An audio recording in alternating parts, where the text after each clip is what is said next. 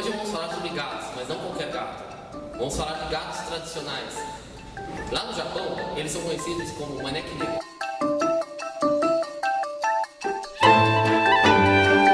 Vou falar agora sobre uma das muitas lendas que possui o maneki neko, esse gato da sorte.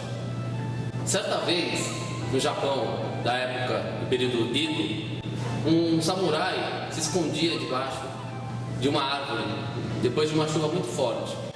Lá próximo a essa árvore possuía um templo, o templo de Gotokuji. Lá existia um sacerdote e um gato. Esse sacerdote não possuía muitas posses, ele inclusive dividia com seu gato a sua refeição.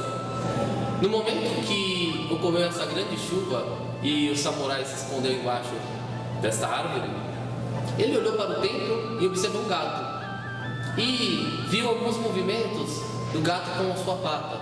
Ele achou que o gato estava chamando ele e convidando para ele ir até o templo.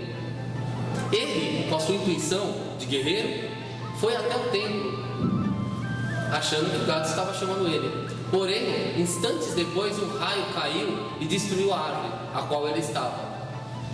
Vendo essa sorte toda, o samurai simplesmente gratificou o templo, o monge e o gato. Fez com que o templo prosperasse, fez com que todo o seu clã e família fosse devoto desse templo. E após que o gato faleceu, ele fez inclusive uma estátua dele, indicando que ali possuía o lugar e o local do gato da sorte. Falando de gatos, já esse gato é um pouco diferente. Ele foi pintado por Hatsumi Sensei.